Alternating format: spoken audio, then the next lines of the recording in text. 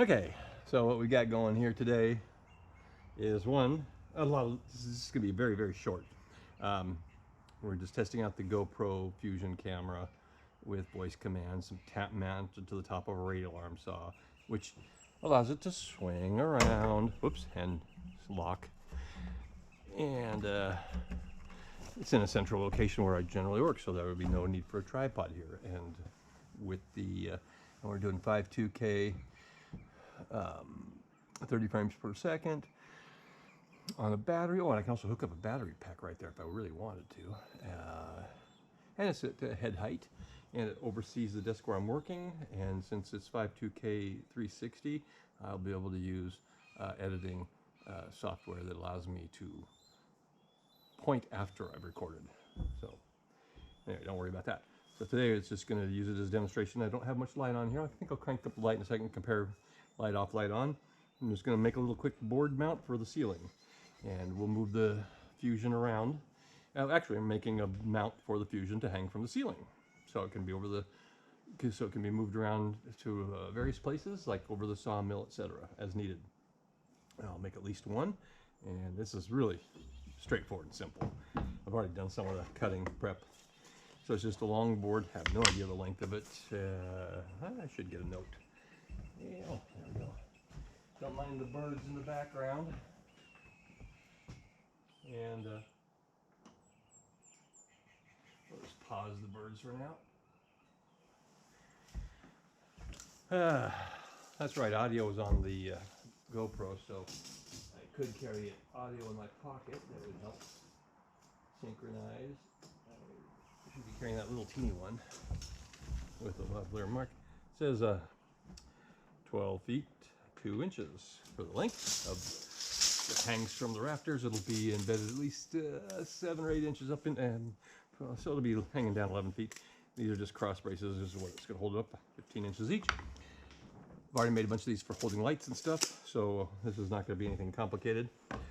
And other than figuring out which sides, just going to basically tack on 2 of these boards with 2 screws each, using the fun Kobalt screw gun. And just to make this a little, I better pick out which end I want to hang and which end I want to hold the camera. Well, let's see, this is a little flimsier end, but it would be solid for screwing to, because I got 2 flush sides. And then the other, see, because the other might take some radical work to clamp a camera on, so I want it as square as possible. This one's got a little round edge, but I think I can put the 2 boards I want.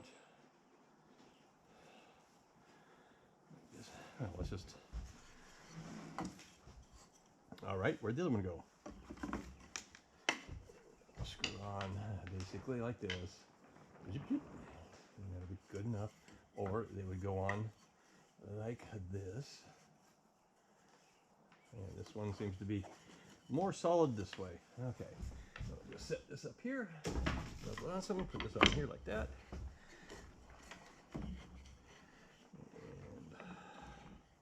And yeah, we better find the center point, just to make sure we are centering it. Which means I'd have to find the thing that measures lengths, called a tape measure. And I just had it in my hand 10 seconds ago. There it is. Aren't we having fun? Next up after this, I'll be making flubber. Yes, because we are so organized here. All right. Hey, gee, I already lost my pencils too, huh? I had pencils yesterday, and I thought I put it back where it belonged again.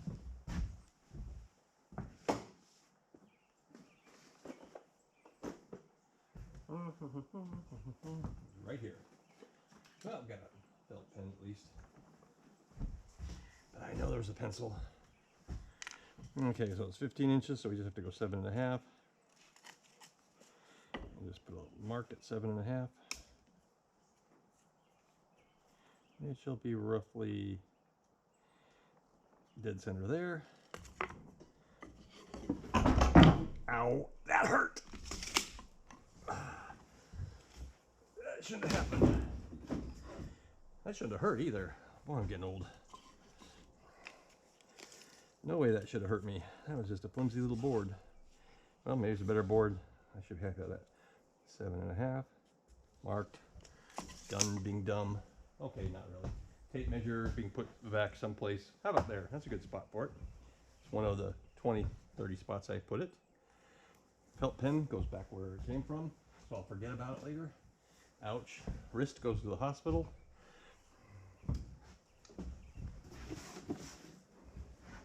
Yeah, next on my project is working the benches here. Let's see. And I'll just do that. Straight edge. Gee. Nope, no candy. Yep, that's working. Is this the way I wanted to do it? Probably.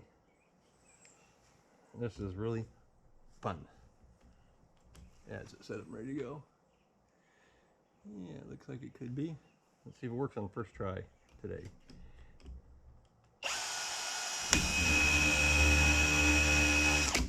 Something went wrong. It usually doesn't go wrong.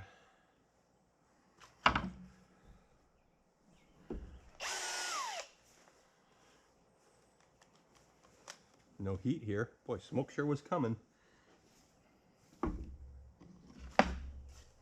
Where are they? Oh, yeah, I think it was in reverse. I do believe, boy, I managed to get it in there while it was in reverse, huh? I remember using it recently and had it backwards. So if it's in reverse, all I have to do is remove that. I don't have to flip it to forward. I should just put this in here and unscrew it because it's in reverse.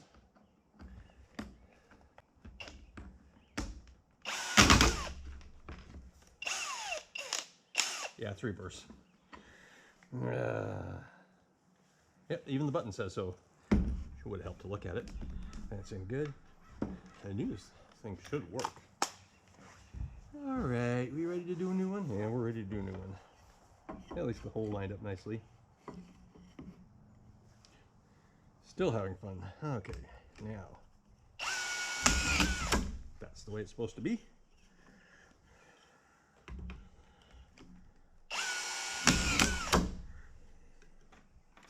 Yeah, the depth wasn't as good as I wanted. Let's see, depth gauge adjustment. Get that right for the next time. Oh yeah, got it all the way up. Flush with. So, gotta turn this dial here. Oh, I was gonna turn on lights so we could see better. I certainly could use them.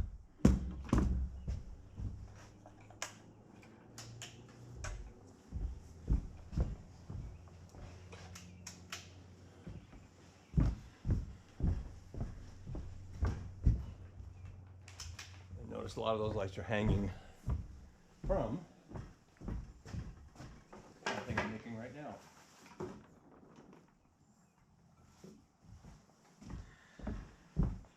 All right, so one, got to finish screwing them down flush, but let's see, this here is where you adjust it on here, and spinning this dial, it tells you flush, not flush.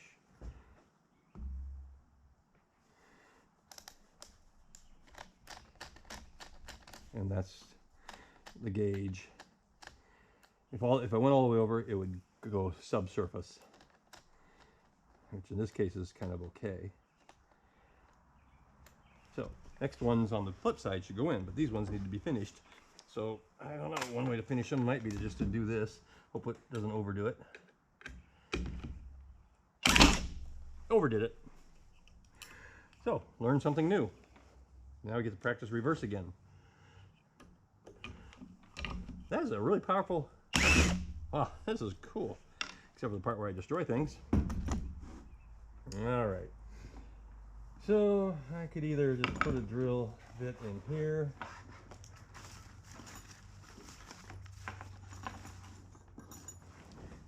And go slow. Gotta get a second screw in there though. Well, why don't I just take this one out and start over? See how easy that is? Way too easy. So now, I'm gonna put this back on. It's gonna, next two screws will go in flush.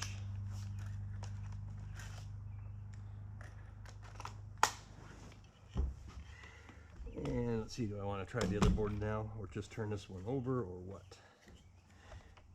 How much do you split that wood? Switch to the other end and cut this off with a saw. Make it just a hair shorter. Guess we're going to the other end now just for strength. And we'll start with a fresh one and we'll get it centered right. Oh, yeah, forward, forward. Dot in the center, and on the side. Watch the fingertips. Perfect. Got to do 2 of them. But see, that's flush, so it makes it easier to get the next one on because it won't, it's right close by. Solid. Into this. This is part of that. Oh yeah, just went a little sub flush. Only came through just a little bit.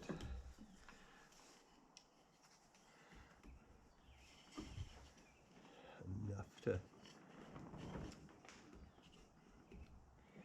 have this tack on.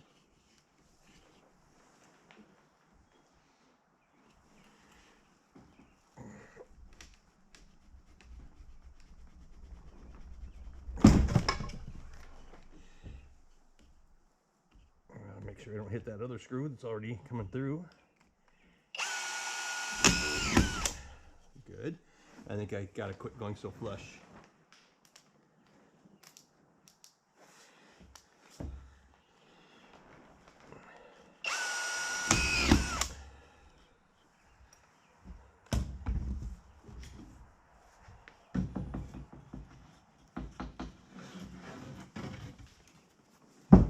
Basically, it's just going to go up between rafters like this. Turn and hook and hang.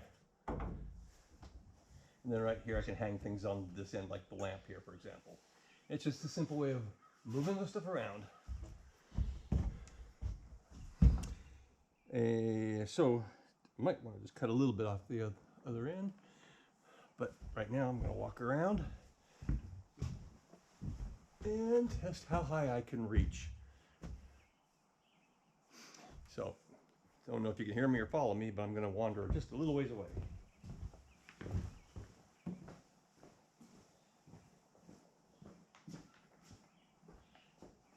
Because this is the sawmill. And if I can reach up there, put it flush against the board, let go, camera hanging here.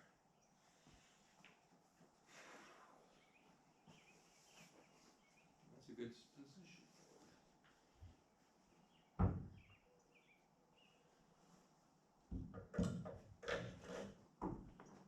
So I could cut off about that much if I wanted to.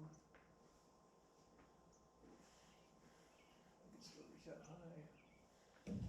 I'm going to walk around and see how high this thing is. The floor drifts. Yep, you can see that one. I'm walking over here.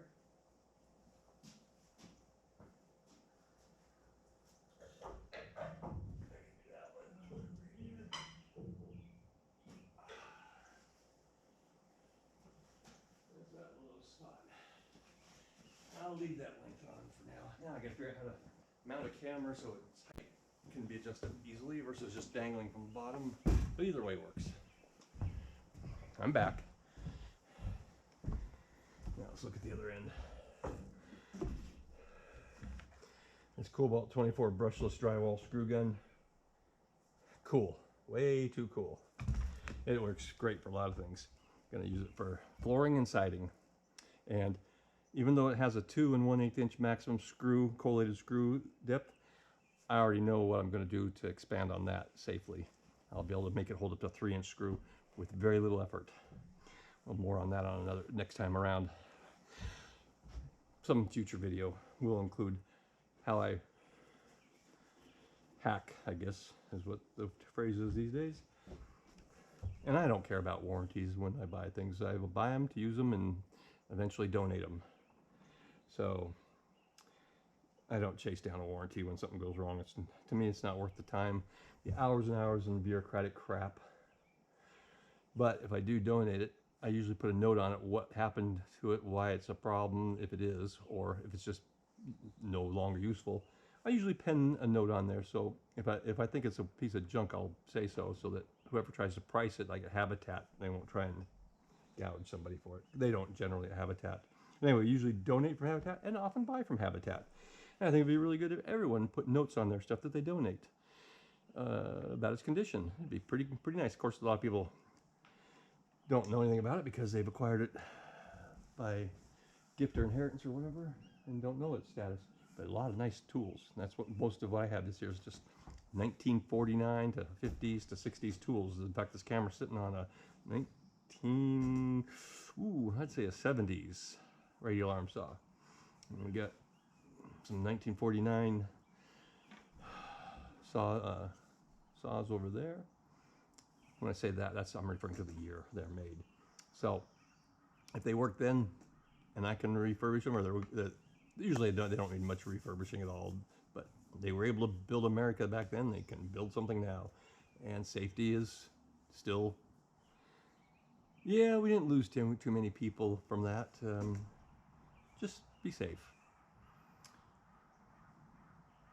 I think I've had more injuries from modern equipment. But the older stuff, it is safe. Contrary, radial arm saws are safe. I've had a whole bunch sitting here for years, just doing nothing. Nothing goes wrong. It's usually when someone turns them on and does something wrong that the problem occurs. So when I use them, I try to be by the book on proper usage. And that's that.